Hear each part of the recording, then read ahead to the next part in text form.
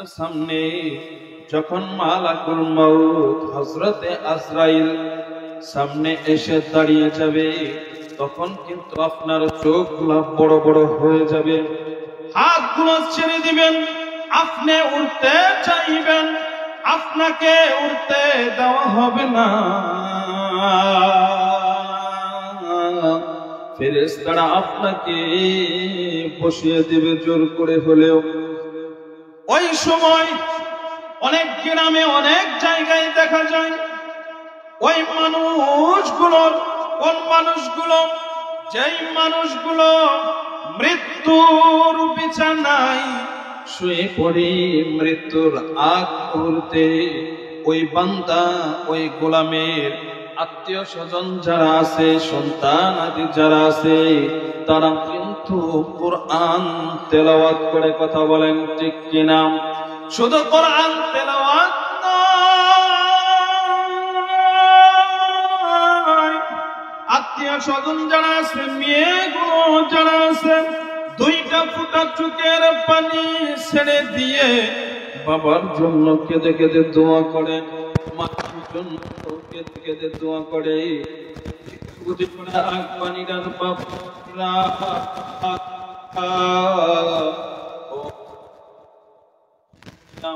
তোমার মেয়ে তো মাদ্রাসায় পড়ে,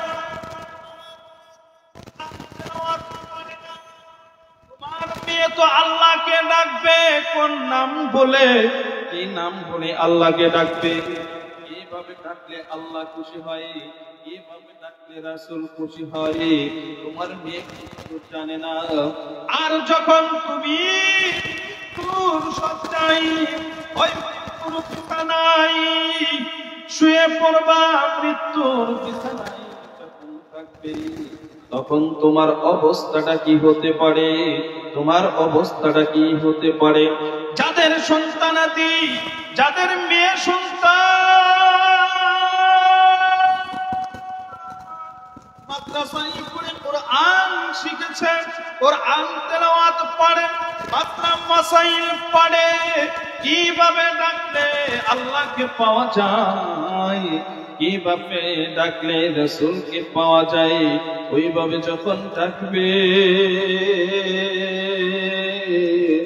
কোরআন তেলাওয়াত করবেন, আপনার মৃত্যুর সময় যে কি কষ্ট হবে। আল্লাহর কুদরতি অন্তরের মধ্যে খুশ লেগে যাবে, মায়া লেগে যাবে।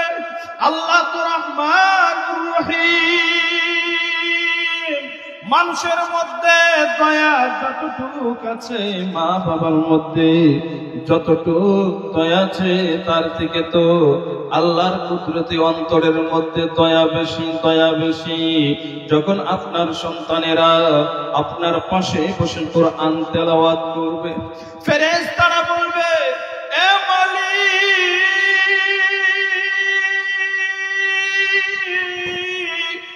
তোমার বান্দার সন্তানেরা কোরআন তেলাওয়াত করতেছে, চোখের পানি বৃষ্টির ফোঁটার মতন ছেড়ে দিয়েছে। আল্লাহ তুমি এই বান্দার মৃত্যুর যে যন্ত্রণা, এই যন্ত্রণাটা সহজ করে দাও। আল্লাহ পাক রব্বুল আলামিন, আল্লাহ পাক রব্বুল আলামিন তার বান্দার, তার গোলামের সন্তানদের চোখের পানি দেখে,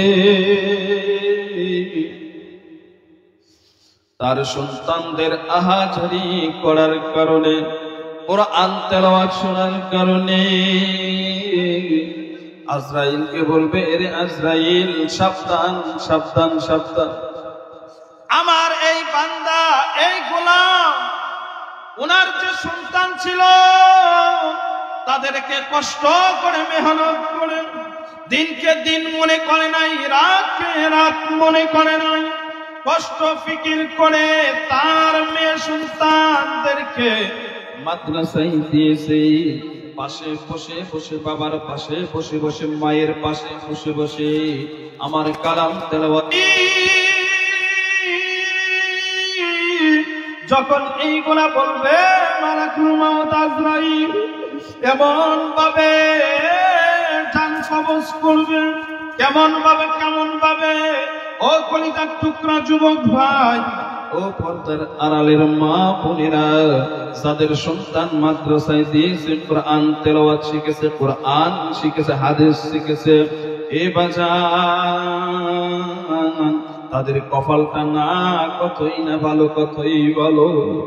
এই কোরআন তেলাওয়াত করার কারণে এমন ভাবে জান কবজ করবে, রূহটাকে নিয়ে যাবে আজরাইল। আল্লাহ পাক রব্বুল আলামিন বলবে, রে ফেরেশতা আজরাইল জানটা এমন ভাবে কবজ করে নিয়ে আসবা যাতে কোনে আমার বান্দা, আমার গোলাম কোন রকম টের না পাই। সুবহানাল্লাহ।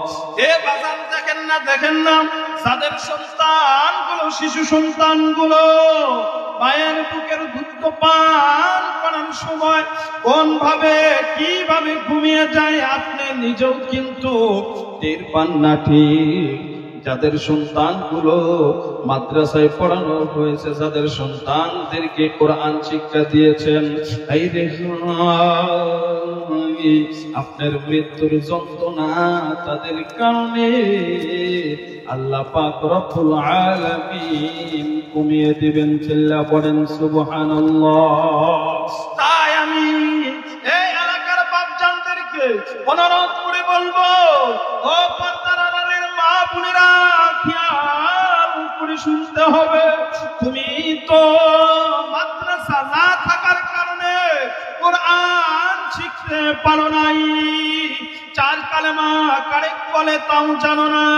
এখন যেহেতু এত সুন্দর সুযোগ সুবিধা তোমাদের গ্রামের মধ্যে কিন্তু প্রতিষ্ঠান করেছে এই মাদ্রাসার মুহতামিম হযরত মাওলানা মুফতি শফিকুল ইসলাম দামাত বারাকাতুহুম, এ বাজান কবরের মধ্যে যদি শান্তিতে থাকতে চান, কবরের আযাব থেকে যদি মুক্তি পেতে চান, আপনার একটা সন্তানকে মাদ্রাসায় দিয়ে দেন, আপনার একটা সন্তানকে কোরআন পড়নেওয়ালা বানিয়ে দেন। এ কি কারণে বানাবেন জানেননি? যেই কবরের শুরু আছে ওই কবরের কিন্তু শেষ নাই। আজকে যদি আপনি এখন যদি ইন্তেকাল করে কালকে কিন্তু হয়ে যাবে তুই। যেই কবরের মধ্যে দিনে মানুষ যাইতেই ভয় পায়, আর ওই কবরে কিন্তু সারাটা জীবন থাকতে হবে। এমন ফেরেশতা আপনার কবরে আল্লাহ পাক রব্বুল আলামিন দিয়ে দিবেন, এমন ভাবে মারফিক করবেন, এমন ভাবে পিটানো হবে, আপনি চিল্লাচিল্লি করবেন, ডাকাডাকি করবেন, আহাজারি করবেন, ফেরেশতারা শুনবেও না, ফেরেশতারা দেখবেও না। আমি আপনাদেরকে অনুরোধ করে বলবেন, এ বাজান কবর কেমন কবর জানেননি? ওই ঘর কেমন ঘর জানেননি?